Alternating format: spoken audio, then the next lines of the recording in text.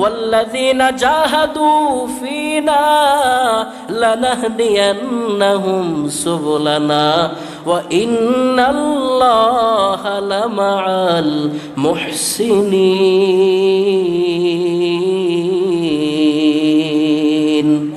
সূরা আনকাবুতের 69 নম্বর আয়াত। আল্লাহ বলেন ওয়াল্লাযীনা জাহাদু ফিনা, যে ব্যক্তি আমি আল্লাহর রাস্তায় চলার জন্য কষ্ট সহ্য করে আগায় যাবে, লানাহদিয়ান্নাহুম, আমি আল্লাহ অবশ্যই বান্দাকে হেদায়েতের উপরে চালাইব, ইন্নাল্লাহা লামাআল মুহসিনিন, এবং আমি আল্লাহ ওই ধৈর্যশীল চেষ্টা করনেওয়ালা মুহসিন বান্দাদের সাথেই সব সময় থাকি। মায়ার নবী বাইতুল্লাহর দিকে তাকাইয়া চোখ দিয়ে পানি ফেলতেন আর জিহ্বাটা নাড়ায় বলতেন লাব্বাইক লাব্বাইক আল্লাহুম্মা লাব্বাইক লাব্বাইক লা শারীকা লাক লাব্বাইক ইন্নাল হামদা ওয়ান নি'মাতা লাকা ওয়াল মুলক লা শারীকা লাক। ও আল্লাহ, আমি হাজির, আমি হাজির। লাব্বাইক আল্লাহুম্মা লাব্বাইক, হে আল্লাহ আমি তোমার ঘরে হাজির। লাব্বাইক লা শারীকা লাক লাব্বাইক, ও আল্লাহ আমি তোমার ঘরে হাজির, তুমি ছাড়া আর কেউ নাই, তুমি ছাড়া আর কোনো মালিক নাই। ইন্নাল হামদা, সমস্ত প্রশংসা তোমার জন্য, লাকা ওয়াল মুলক, সমস্ত নিয়ামত দুনিয়ার সমস্ত রাজত্ব একমাত্র তোমার, হে আল্লাহ। লা শারীকা লাক, আমি সাক্ষ্য দিচ্ছি তুমি ছাড়া আর কোনো মাবুদ নাই, আর কোনো ইলাহ নাই।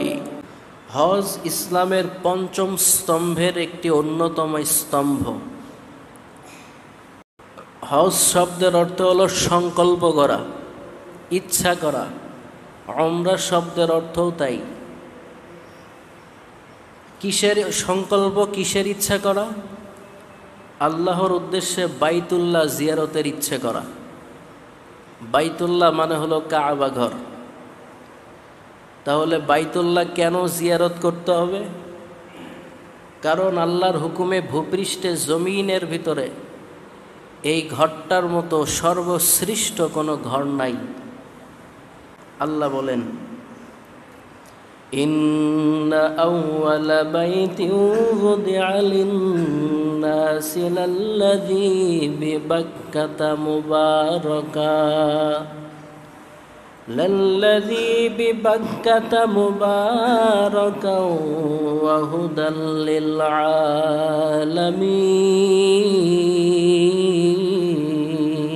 আলামিন। সূরা আল ইমরানের 96 নম্বর আয়াত। আল্লাহ বলেন, ইন্না আউওয়ালা বাইতিন উযিআ লিন-নাস, নিশ্চয় মানব জাতির জন্য সর্বপ্রথম যে গৃহ প্রতিষ্ঠা করেছি, লাল্লাযী বিবাক্কাতা মুবারাকা, এই সর্বপ্রথম প্রতিষ্ঠিত ঘর হলো বাইতুল্লাহ, মক্কায় বাক্কায় কাবা ঘর। লাল্লাযী বিবাক্কাতা মুবারাকান ওয়া হুদাল লিল আলামিন। আল্লাহ এর শেষাংশে বলেন, এটা তামাম মানব জাতির জন্য হেদায়াত এবং দিশারি স্বরূপ। তৌফিক সহুদি হ্যায় নেমত কি খাজিনা, तौफीक सहूदी है या नेमत की खजीना, हर मर्द की ताकत किया और है निशाना, हर मर्द की ताकत किया और है निशाना। अल्लाह बोलेन, वलियतवफू बिल बैतिल आतीक।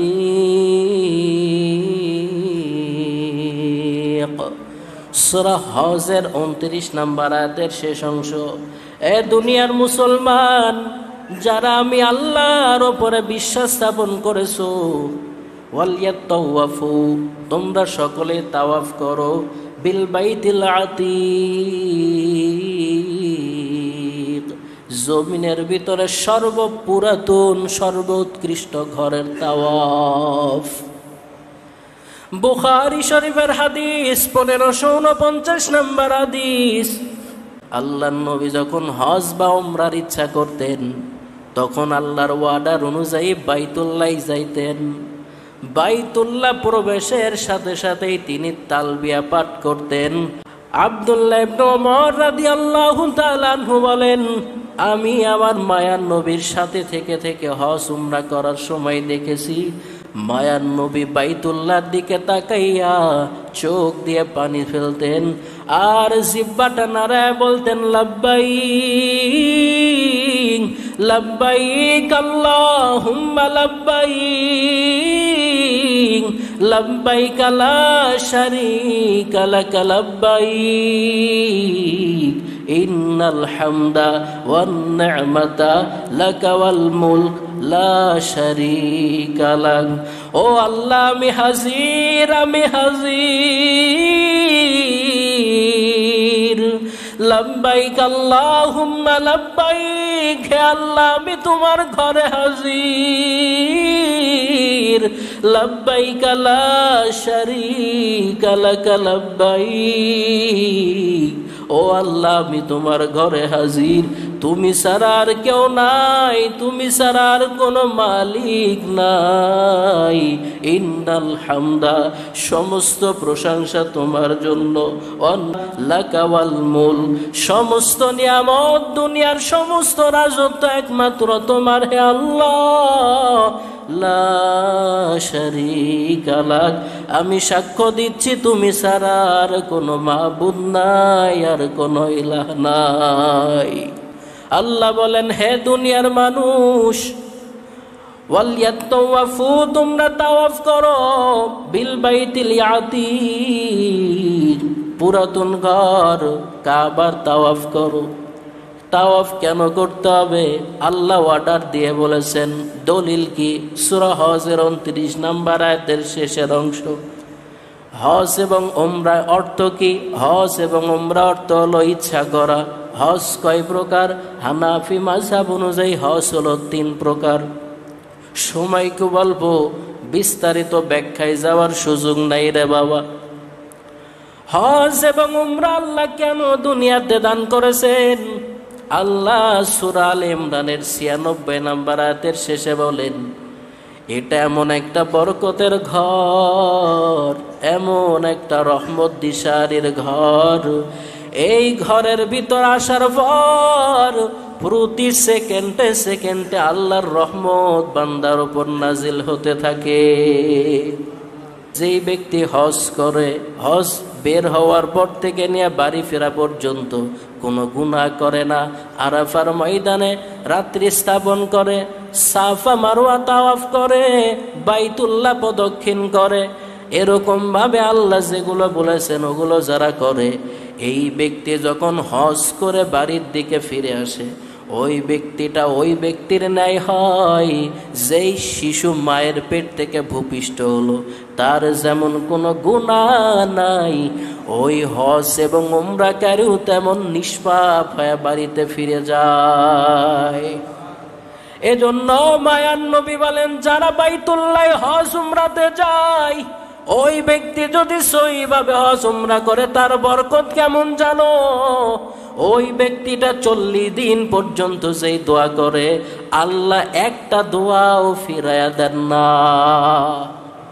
কিন্তু কি ব্যাপার, কি দুঃখ, বাংলার জমিনে 3 শ্রেণীর হাজি দেখা যায়। এক শ্রেণীর হাজিরা আল্লাহকে রাজি খুশির জন্যই যায়, আর এক শ্রেণী এমনি নাম কামানোর জন্য যায়। উদাহরণ দিলে বুঝবেন। বাইতুল্লাহ গিয়েছে, হজ করছে, লম্বা প্যাকেজ, লক্ষ লক্ষ টাকা খরচ করে দেশে আসছে। 2 বিআই হজ করে আইছে, এক বিআই আর এক বিআই রে কই, বিআই কেমন আছে? কই বিআই মনটা ভালা নাই। কারণ কি? এত লম্বা প্যাকেজ দিয়া দীর্ঘদিন থেকে হজ করে আসলাম, মনের ভিতরে বড় দুঃখ। কি দুঃখ বলেন?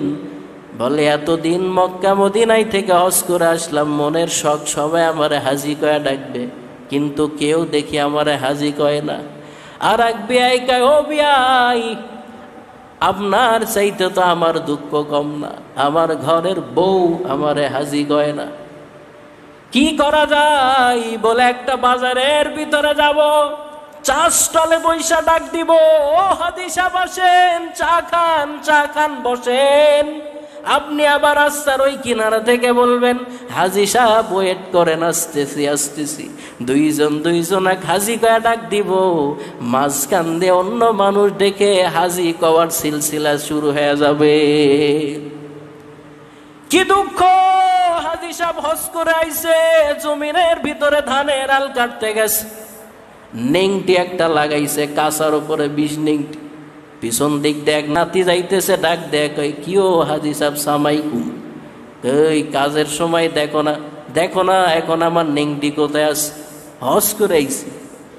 2 শ্রেণীর হাজি গেল, আর 1 শ্রেণীর হাজি হলো। এই যে কথাগুলো বলে বেড়ায়, এর পিছনে কারণ হলো বরত্ব প্রকাশ করা। এরকম 3 শ্রেণীর হাজি সমাজে থাকে। হজ যদি করে নিষ্পাপ মাসুম বাচ্চার মতো হয়ে যায়, আর যে ব্যক্তি ইচ্ছা করার পরেও টাকা আছে, ইচ্ছা আছে, কিন্তু গরিমসি করে হজ করে না। তিরমিজির বর্ণনা, মায়ার নবী বলেন, ওই ব্যক্তি ইহুদি হয়ে মরুক, বেঈমান হয়ে মরুক, আমি নবীর কোনো কিছু যায় আসে না। এই জন্য যাদের টাকা আছে হজ করার দরকার আছে না নাই? আল্লাহ যেন তৌফিক দেয়, করি আমিন। হজ আল্লাহ কেন দিলেন, এই কথার ব্যাখ্যায় যাই। আল্লাহ বলেন, একটা বছর তামাম দুনিয়ার আনাচে কানাচে দূর দূরান্ত থেকে মুসলমান তোমরা ভাই ভাই আরাফার ময়দানের ভিতরে যখন শুইবা, 3টা পাতলা কাপড়, কাফনের কাফন পরে শুইবা। প্রতিটা বছর যেন একটা কোর্স কমপ্লিট হয়। অন্ধকার কবর, একাকিত্বের ঘর, কোনো ল্যাপ নাই, কম্বল নাই, বালুস নাই, কিচ্ছু নাই। ওই জায়গায় যে আমার কি হালত হবে। হজের ভিতরে যত হাজি সাহেবরা যায়, কত কষ্ট করে হজ করে, ঠিক মতো বাথরুমের জায়গাও পাওয়া যায় না, ঠিক মতো খাবারও পাওয়া যায় না, ঠিক মতো সাফা মারওয়া সাই করা যায় না। মানুষের চাপ, বাইতুল্লাহ জিয়ারতের সময় কত কষ্ট। প্রতিটা সফরের শুরু থেকে মুহূর্ত শেষ পর্যন্ত প্রতি পদে পদে কষ্ট আর কষ্ট। আল্লাহ যেন বুঝাইতে চাই, এ দুনিয়ার মানুষ রে, আল্লাহকে যদি পাইতে চাও তাহলে চেষ্টা করা লাগবে। যত কষ্টই তোমার সামনে আসুক না কেন, প্রতিটা পদক্ষেপে ধৈর্য ধারণ করে যদি চেষ্টা করে আগায়া যাও, ইনশাআল্লাহ হজ শেষে যেমন হাজি সফলতার হাসি দিয়ে বাংলাদেশে ফিরে, তোমার জীবনের শেষ প্রান্তের কবরে যাওয়ার সময় শেষ বিদায়ের শেষ সফলতার হাসি দিয়াই আমি আল্লাহ কবরে নিব। চেষ্টা মুজাহাদা করতে হবে, হজ এই জন্য আল্লাহ দিয়েছেন। একটা উদাহরণ দিলে বুঝবেন। আল্লাহর এক বান্দা ছিলেন, ইন্ডিয়ার জমিনে তার বাড়ি। দীর্ঘ 39 বছর হজ করেছেন, কিন্তু এবছর হজের সময় হয়েছে, আল্লাহর বান্দা হজে যাবে, প্যারালাইসিস হয়ে গেছে, কোনো মতো দাঁড়াইতে পারে। নাতিরের সাথে নিয়ে, লাঠি একটা সাথে নিয়ে বাইতুল্লাহর দিকে রওনা দিস। অনেক দিন আগেকার ঘটনা। এখন তো বিমান আছে, তখন বিমান নাই। লঞ্চ যুগে, জাহাজ যুগে, স্টিমার যুগে মানুষগুলো মক্কায় যায়। মক্কায় যাওয়ার পর আল্লাহর বান্দা বয়সের ভারে নুয়ে গেছে, নাতির হাত ধরে, এক হাতে লাঠি ধরে চলে। বাইতুল্লাহর ভিতরে ঢোকা মাত্র কালো গিলাপ যখন চোখের সামনে চলে আসছে, আল্লাহর বান্দা বুড়া মানুষ আল্লাহ বলে চিৎকার দিয়া কান্না শুরু করে দিছে।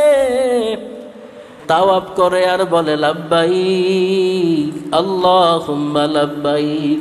কিছুক্ষণ তাওয়ার করার পর আশরাফ আলী থানভী রহমতুল্লাহ আলাইহি বলেন, কুদরতের ভাবে গাইবি আওয়াজ কানে আসছে, এ বান্দারে, যতই তুই লাব্বাইক বলো, তোর লাব্বাইক আমি আল্লাহ কবুল করব না। এবার নাতি ডাক দিয়ে কই, দাদা কিছুক্ষণ পূর্বে যে আওয়াজ কানের ভিতরে আসছে আপনি কি শোনেন নাই? নাতির কথা শোনা মাত্র দাদা ব্রেক হয়ে গেছে। নাতিরা জড়ায় ধরে বলে, রে নাতি, তুই এই আওয়াজটা কয়বার শুনছ? নাতি ডাক দিয়ে বলে, দাদা একবার শুনলাম। দাদাই চোখের পানি ছেড়ে কয়, রে নাতি, তুই একবার শোনা মাত্র এই আওয়াজ দাঁড়ায় গেলি, কিন্তু আল্লাহর কসম আমি 39টা বছর ধরে হজ করতেছি, প্রতিটা বছর যখন আসি তখন এই আওয়াজ শুনতে পাই। প্রতিটা বার আমি বলি লাব্বাইক আল্লাহুম্মা লাব্বাইক, আমার কানে কুদরতের গায়বী আওয়াজ লা লাব্বাইক লা লাব্বাইক। এ বান্দা তোর লাব্বাইক আমি আল্লাহ কবুল করব না। 39টা বছর পর্যন্ত এই লা লাব্বাইকের আওয়াজ শুনতেছি, একটা বড় আমি মনতে বাজার করে থাকি নাই, বাইতুল্লাহ আসা বাদ দেই নাই। প্রতিটা বছর কষ্ট করে আসি, বয়সের ভারে চলতে পারি না, এই জন্য এবার তোরে নিয়ে আসছি। এ নাতি, কোরআনের একটা আয়াত কি শুনিস নাই? ওয়াল্লাযীনা জাহাদু ফীনা লানাহদিয়ান্নাহুম সুবুলানা ওয়া ইন্নাল্লাহা লামাআল মুহসিনিন।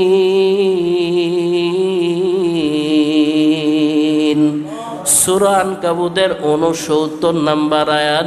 আল্লাহ বলেন, ওয়াল্লাযীনা জাহাদু ফিনা, যে ব্যক্তি আমি আল্লাহর রাস্তায় চলার জন্য কষ্ট সহ্য করে আগায় যাবে, লানাহদিয়ান্নাহুম, আমি আল্লাহ অবশ্যই ওই বান্দাকে হেদায়েতের উপরে চালাইব।